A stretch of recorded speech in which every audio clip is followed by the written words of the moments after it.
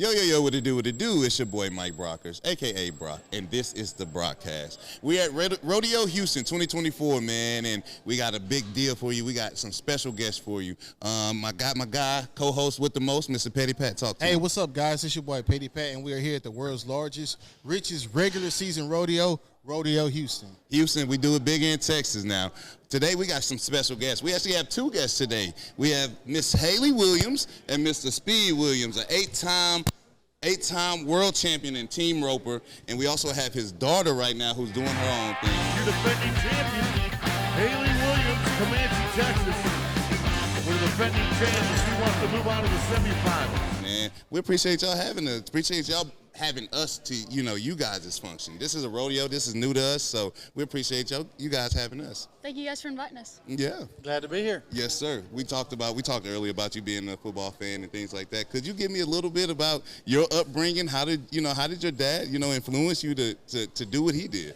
He actually didn't want me to do it in the beginning. Really? He wanted me to go and experience other sports, so I did gymnastics and softball, kind of leading up, learning how to control my body in different ways that the team roping or breakaway doesn't make you do. And so I ended up changing my mind and coming back to the event full time my 8th grade year, and kind of was like, okay, I got to focus on this instead of doing everything else. That's awesome.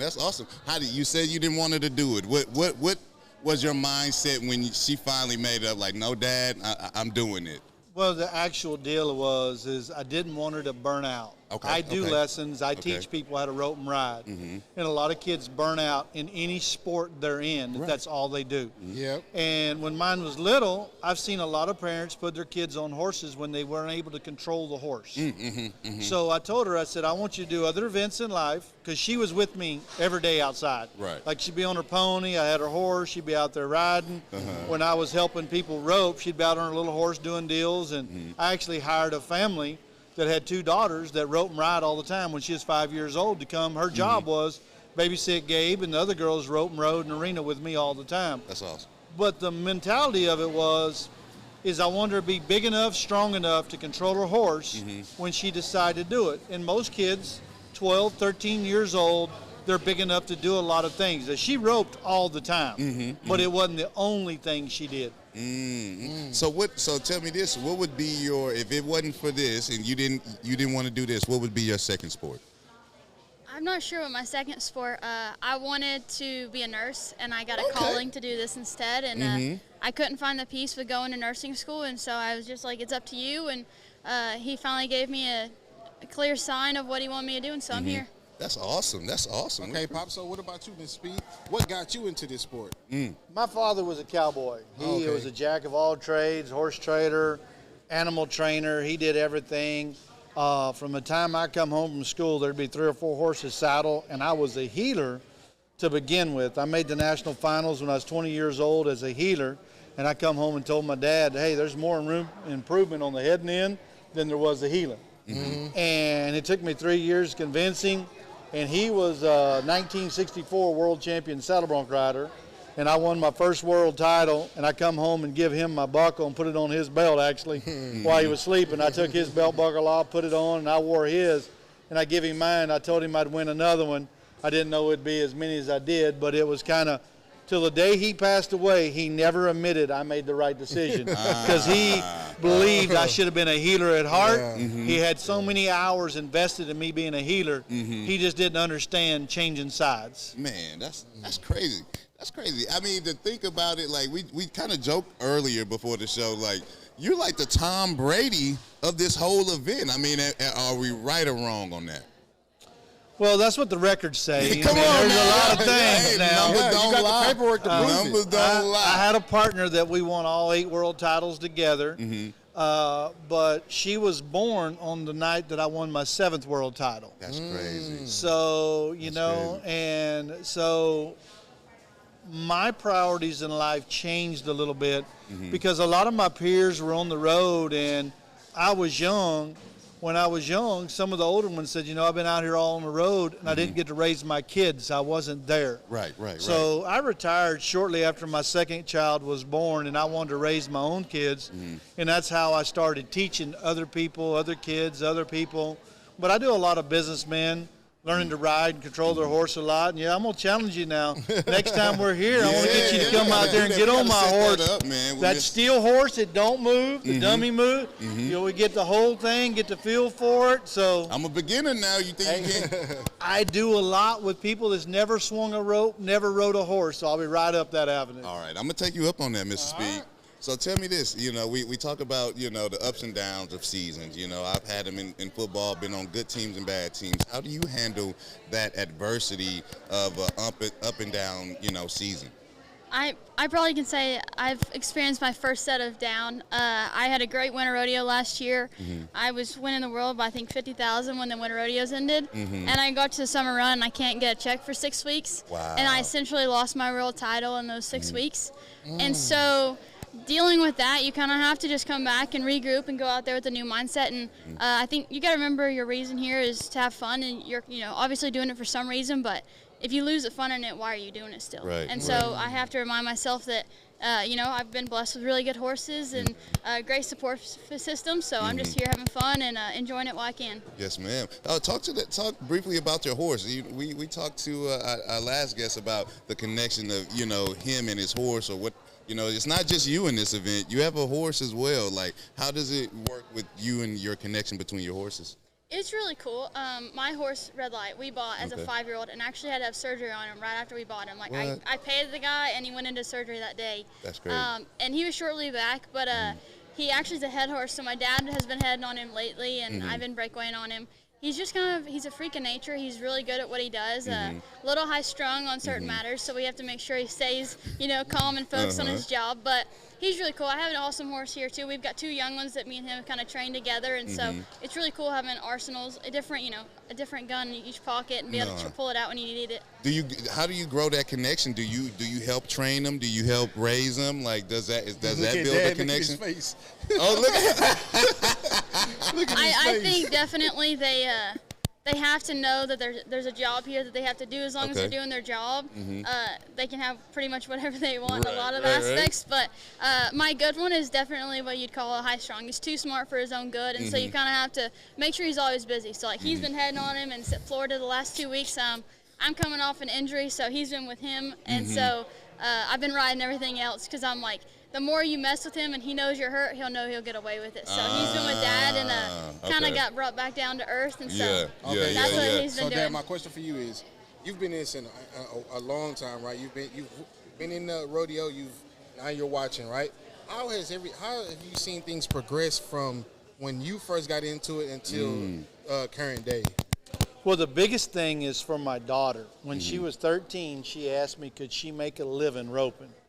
And I honestly could tell her that she could. The breakaway, her sport, has really grown in the last few years. And we just had a company, Kimes Ranch, come out and added $1 million to the girls to have their own major event. So now she actually can make a living. Like, she won close to $200,000 last year on her horse roping last year. And, the sport is getting bigger. There's getting to be a lot more companies getting involved with supporting the athletes, which makes it really neat. I just wish we had 6 or 8 Rodeo Houstons throughout the year, because this rodeo is life-changing. Yes. I mean, it sets you up to make the finals. You win Rodeo Houston.